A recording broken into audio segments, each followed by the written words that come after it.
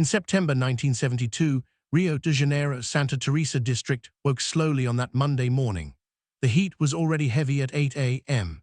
That sticky, humid warmth the city wears like a second skin. On the cobblestone streets, vendors pushed carts filled with mangoes, guavas, and green coconuts. Pigeons fought for crumbs beneath the tables at the bakery on the corner of Rua Almirante Alexandrino. Children ran down the steep alley that opened into a small dirt square, where a metal-roofed warehouse was opening its wide doors for the morning. The building had no name on its facade. It didn't need one. Everyone in Santa Teresa knew what happened there from Monday to Saturday, 7 to 11 a.m. The exposed brick walls were covered in black and white photographs, birimbaus hanging from sisal ropes, and a faded banner reading, Capoeira Angola, Tradition, Resistance, Honor. The polished cement floor bore the marks of years of training, footprints, cushioned falls, the jinga repeated until it became instinct. Outside, a yellow taxi struggled up the steep street and stopped in front of the warehouse. The driver peered through the window with a confused expression, as if certain the address was wrong. The passenger paid the fare, got out slowly, and stood on the sidewalk for a few seconds. He looked at the building, at the banner, heard the sound of the berimbau from inside, and walked in.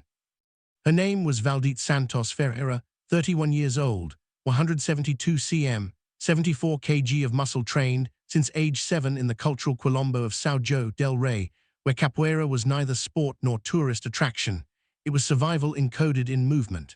Survival that Africans hid within dance, so the slave masters wouldn't realize they were being trained for combat.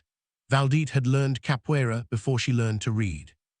Her teacher, Mestre Pajé, José Nascimento Filho, 62, responsible for training over 300 capoeiristas in 40 years of teaching, said she was the most complete student to ever pass through the warehouse in his lifetime.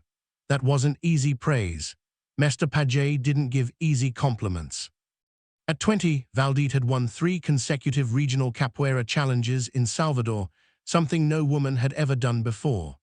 At 24, she represented Brazil in a cultural demonstration in Portugal, leaving a crowd of 300 breathless with a sequence that blended the bass jinga with a series of interlocked leg sweeps, taking down 3 training partners in under 40 seconds. At 28, she moved to Rio and opened the Santa Teresa warehouse with money she spent 6 years saving. The space had 62 regular students, police officers, dockworkers, university students, 2 ballerinas from the municipal theater who came on Tuesdays and Thursdays. Valdete didn't charge those who couldn't afford it and charged double from those who could. Valdete's capoeira was pure Angola, the oldest, lowest, most deceptive form. Capoeira Angola doesn't go upward, it goes down. The game plays close to the ground, the body nearly horizontal, arms braced, feet spinning at the opponent's knee level. Those who don't know it think it's dance. Those who have taken a Capoeira Angola leg sweep know it's not.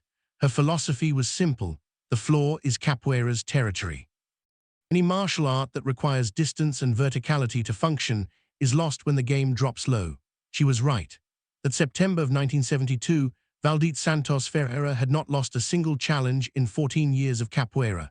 23 direct confrontations against capoeiristas from other schools, against judoka, against an amateur boxer who underestimated the low sweep and woke up on the floor without understanding what happened. 23. No defeats. When the foreigner entered through the warehouse gate that September morning, Valdete was at center stage, her back to the entrance, teaching the basic jinga to a group of beginners. She didn't turn immediately. Mestre Pajé's berimbau, playing from the corner, stopped. The silence was the warning. Man who walked through the gate measured 1.72 m, 140 pounds, 63 kg. A white short-sleeved shirt, simple black pants, leather sandals, neatly cut black hair, slightly almond-shaped eyes, a completely relaxed posture. The kind of posture people mistake for laziness, but is actually the opposite. It's the body of someone who doesn't waste energy on unnecessary tension. He stopped at the center of the open gate and looked at the space with genuine curiosity. He looked at the birimbaus on the walls, the photographs, the students who had stopped training to observe him. He smiled slightly, not the smile of someone trying to impress, but the smile of someone seeing something beautiful. One of the senior students, Rodrigo, 26, a sculptor by day and capoeirista by morning, approached with a raised eyebrow. "Are you looking for someone?" The foreigner responded first in English, then in fragmented Portuguese with an accent mixing Cantonese and American. "I heard the berimbau down the street. Wanted to see." Rodrigo glanced at the others. A snicker ran through the group of beginners. A tourist. A tourist who'd heard a berimbau on the street and walked in as if Mestre Paget's warehouse were a postcard attraction. Valdete turned. She looked the foreigner up and down with the objectivity of someone who'd spent a lifetime evaluating opponents. 63 kg, no visible muscle beneath the shirt, an awkward way of standing, as if his feet weren't sure where to land. "You can come in," she said, "but take off your shoes." The foreigner looked down, looked at everyone's bare feet, and removed his sandals without ceremony. He entered the warehouse, stepping onto the polished cement, and looked around as if in a museum. Mestre Paget, from his corner, observed everything without speaking. He had 72 years of reading people. The old man noticed something in the foreigner's feet when he stepped onto the floor, something in how his weight distributed, how his toes settled on the surface. It wasn't the stance of a tourist, but the old man stayed quiet. The foreigner watched the training for about 20 minutes. He stood near the wall, arms crossed, observing the jinga, the foundational movements.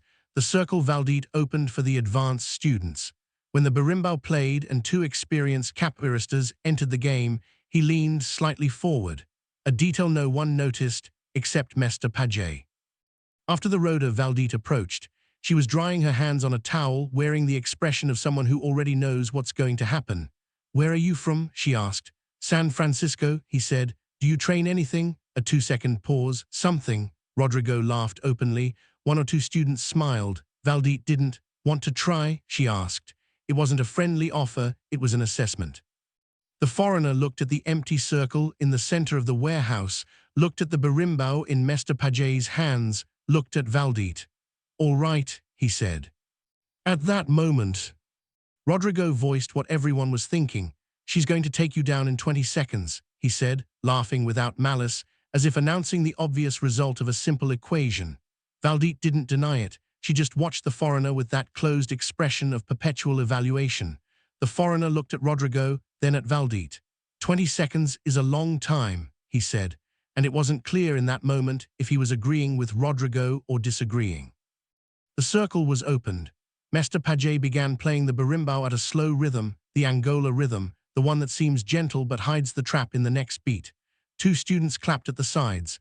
The sound filled the metal warehouse and the others stopped talking. Valdete entered the circle first. She began the jinga, the continuous shifting of weight, hips, feet, which in Capoeira Angola is simultaneously attack, defense, and observation. Her jinga was fluid as breathing. 14 years of jinga in that movement. Every kilogram of force in her hips, every weight transfer between her feet, was automation built by hundreds of thousands of repetitions. The foreigner entered the circle next, and here came the first thing no one expected. He didn't jinga. He stood still, completely still, feet slightly apart, knees slightly bent, arms loose at his sides.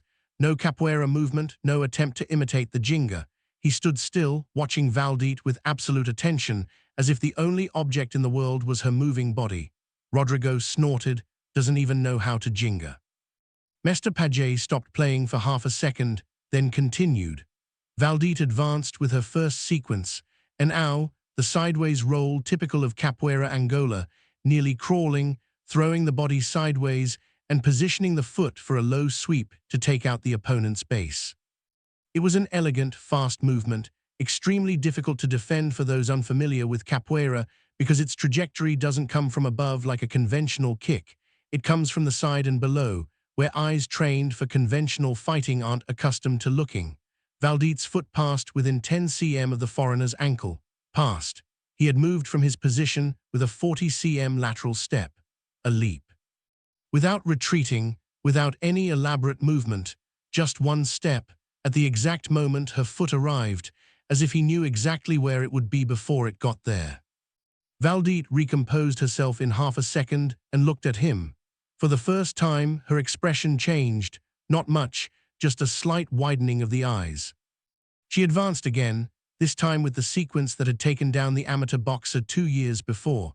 Jinga to the right to draw his gaze, a floor-level transition into a side fall, where the capoeirista drops the body almost to the floor laterally, supporting one hand, and from there launches a Meia Lua de Compasso, a horizontal spinning kick that rises from below to strike at knee or hip height. No one unfamiliar with this movement's mechanics can defend it, because its attack angle doesn't exist in any other martial art. The leg spins horizontally, close to the ground, in a 180-degree arc. The foreigner saw the descent to the floor, stepped back one step, saw the Meia Lua coming, curved his torso backward at an angle that physically didn't seem possible for his frame, and the foot passed beneath his chin with 5 cm clearance. Silence in the warehouse. Mestre Paget stopped playing. Valdete rose from the floor slowly, looking at the foreigner, and for the first time in 14 years of capoeira, Valdete Santos Ferreira felt something she couldn't name in that moment, but would later describe as the floor disappearing. It wasn't fear, it was recognition. Over the next 2.5 minutes, and every second of those 2.5 minutes would be recalled in detail by each of the 17 people present in that warehouse for the rest of their lives. Something happened that Santa Teresa's capoeira had never seen. And Mestre Paget, 72 years of martial arts in his hands, had only witnessed once before, decades earlier, in a story he rarely told, and no one knew for certain was true. Valdete attacked with everything, not out of carelessness, not out of anger, professionalism. The cold decision of an experienced fighter that this unknown opponent demanded maximum effort from the start. She entered with the complete sequence she reserved for the most serious challenges. Pure Angola Jinga to establish rhythm, a low Negativa to force the opponent to look down, a heel sweep to take out his supporting leg, and an immediate transition to the armada from above if the opponent tried to escape upward. It was a sequence of 4 interlocked movements with simultaneous attack points, low and high, that left zero escape room for any fighter unfamiliar with the specific grammar of Capoeira Angola. The problem was that the foreigner didn't use the grammar of any known martial art. He didn't block, didn't jump, didn't retreat in a straight line. For every Valdete movement, there was a response that came from no manual, an evasion that wasn't kung fu evasion, nor jiu-jitsu, nor boxing, but was of such absolute efficiency that it seemed absurd. The smallest possible movement at the most precise possible moment, resulting in being exactly out of each attack's range without wasting a single millimeter of energy. The foreigner was reading Valdete's body, not the movements, but the whole body, feet, hips, shoulders, neck. Advanced capoeiristas know that Capoeira Angola's secret is that the next movement is already announced in the current movement. The body that descends into Negativa already points to where the sweep will go. Those who can read this language can respond before the movement arrives. The foreigner was reading this language in a martial art he'd never studied, in real time, the first time he was seeing it live. Rodrigo had stopped talking. The students had stopped breathing. Valdete's sequence reached the 4th movement, the armada from above, the high spinning kick that closes the exit for anyone who escaped the low sweep. A kick carrying the full hip force of a 74 kg woman, rotated 180 degrees, aimed at the opponent's temple. The foreigner did something no one could properly explain in the hours that followed. Instead of retreating, he advanced, stepping inside the kick's radius, closing the distance from 2 meters to 30 cm in a half step, and Valdete's leg passed through the air full force without target like a sword-cutting wind. And then he was inside 30 cm away. His face was level with her shoulder. His hands were open, one at her elbow height, one at her wrist height, not holding, just positioned. She could no longer jinga. The space for capoeira to exist had disappeared. They stood like that for perhaps 3 seconds, 3 seconds in which everyone in the warehouse held their breath. Then he stepped back, reopened the space, stood where he'd been before, still, arms loose, watching her. Mestre Paget had stopped playing 40 seconds ago. No one had asked him to stop. He'd stopped because the barumba was interfering with something that needed to be heard in silence. Valdete stared at the foreigner for a long time. "Who taught you that?" she said. He thought for a second. "Water," he said. "If you've made it this far, you already know this story doesn't end with a defeat. Leave a like now, it helps the channel continue bringing stories like this. And stick around, because what happens in the next chapter of this morning is what transforms everything you've seen so far into something completely different. What happened next lasted another 2 hours. Valdete told the students to continue training and sat with the foreigner at a wooden table in the warehouse corner, where a water bottle and 2 glasses always sat. Mestre Pajay approached slowly. The old man never hurried and sat on the other side. The foreigner's name was Brussa Lee, 31 years old, born in San Francisco, raised in Hong Kong, living in Los Angeles, actor Fulmukka, and that was the part Valdete took some time to fully absorb. The creator of a martial arts system he'd been developing over the previous 12 years, based on a premise that Capoeira Angola had arrived at through a different path 300 years earlier. That movement should be the response to movement, not the application of a pre-established form. Brussa hadn't come to the warehouse by accident. He was in Rio for meetings about distributing Fists of Fury in the South American market. The film had been released in Hong Kong earlier that year with unprecedented success. He had 3 free days before his return flight and had asked the local producer, a carioca named Marcos Vantun, to recommend a place where he could see authentic Brazilian martial arts, not tourist attractions. Marcos had given him the warehouse address. "Why did you come in when you didn't know what would happen?" Valdete asked. Brussa thought, "I always go in when I don't know what will happen. That's the only time you learn anything." Valdete looked at Mestre Pajay. The old man wore that expression she knew well, the expression of someone agreeing with something never put into words, but known to be true. The conversation that followed was, according to Rodriguez's account recorded years later, the densest conversation about martial arts that warehouse had ever hosted, and the warehouse had hosted many. Brussa asked about the Negativa, wanting to understand the mechanics of how the body descended without losing mobility. Valdete demonstrated. Brussa watched 3 times, then tried. On the 4th attempt, he was doing it reasonably. By the 10th, he was doing it well. Rodriguez, watching from a distance, said years later it was the most unsettling thing he'd seen in 30 years of capoeira. A foreigner absorbing Capoeira Angola's central movement in 40 minutes of observation and trial, without technical vocabulary, without formal instruction. Valdete asked about the entry he'd made, the step into the kick's radius, closing distance instead of increasing it. In Capoeira Angola, there was a similar concept called closed butter, its idea that sometimes the only way out is to move toward danger instead of fleeing it. But Brussa's execution had been different, more economical without any extra movement. "You don't have form," she said. It wasn't criticism, it was observation. "I have all the forms," he said. "That's why I don't need any specific one." Mestre Pajay, who had been silent for over an hour, spoke for the first time. In Portuguese, carrying the accent of Minas Gerais interior, he said, "That's what we call clean game. When you have nothing to hide, the body becomes honest." Brussa looked at the old man for a long time, then said in English, because in Portuguese he couldn't find the exact word, "That's it. That's exactly it." Before leaving, Brussa asked to see the full rudder, Capoeira Angola with Barumba, Keksuksi, Pendoa and Etterbeck, with the best students, uninterrupted. Valdete opened the circle. Mestre Pajay played for 40 minutes. Brussa stood in the warehouse corner for all 40 minutes with that absolute attention that had unsettled everyone that morning. He didn't take notes, didn't photograph, just watched. When it ended, he approached Valdete and said something she repeated in interviews, in classes, in conversations with students over the following 30 years. "You discovered the same thing I did," he said, "just earlier." Valdete took 2 days to fully understand what he'd meant.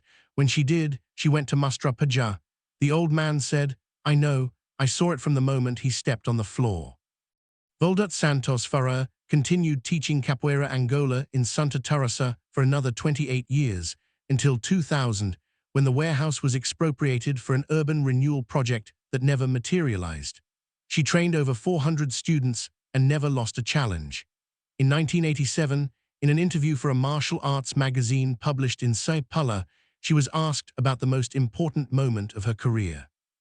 The question expected some championship, some specific victory, some title in response. She answered, "A September morning in 1972, when a 63-kg man taught me I didn't know everything about the floor." The journalist asked what she had learned specifically. She thought for a moment, then said, I learned that when you master a territory, you stop seeing what's outside it, and what's outside is where the real game happens. The journalist asked if she'd won the confrontation. There was no confrontation, she said. There was conversation. I just didn't know that when I started. To understand what happened in that warehouse, really understand it, not just as anecdote but as principle, you need to understand what Bruce Lee had developed in the years before that September morning. The system Bruce called Jeet Kune Do was not a martial art, at least not in the conventional sense. Conventional martial arts, Kung Fu's various styles, karate, judo, boxing, are systems of forms. Each system has a movement vocabulary the practitioner masters through repetition until it becomes automatic. The system's intelligence lies in the forms. Those who learn the forms learn the intelligence. The problem Bruce had identified with clinical precision in his 20s was that forms also create prisons. Karate knows how to block from above downward. Judo knows how to unbalance with weight. Capoeira knows how to attack from below and from unexpected angles. Each system is excellent within its own vocabulary and vulnerable outside it. Bruce had devoted 12 years to constructing a system that didn't depend on vocabulary, that was, as he described it, the honest expression of the individual, the movement the moment demands without the mediation of a learned form. To get there, he had studied everything: Western boxing, European fencing, Greco-Roman wrestling, American wrestling, Thai kickboxing. He had filmed and analyzed movements in slow motion, measured angles, calculated force vectors.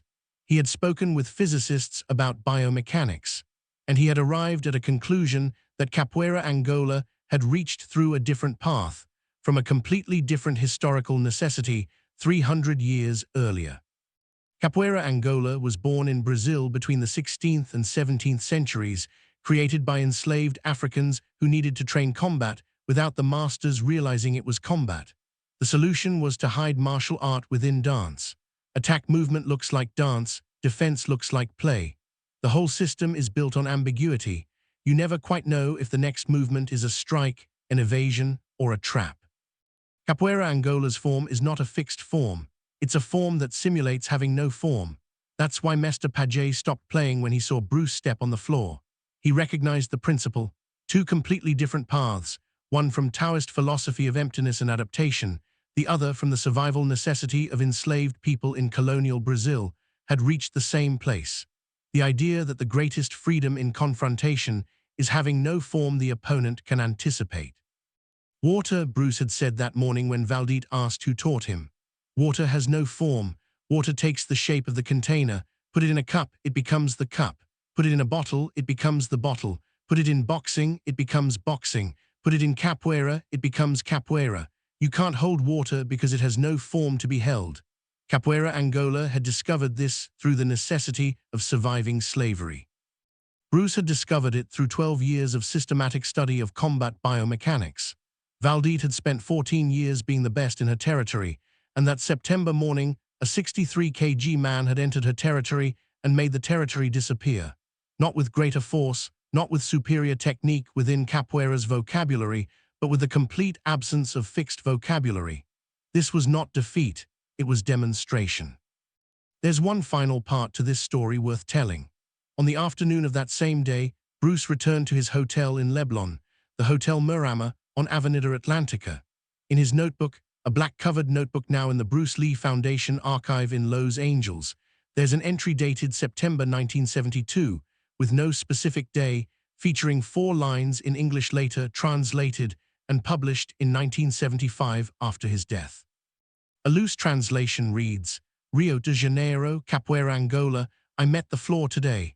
The floor is where everything begins and where everything ends. I needed to go to Brazil to see what I already knew.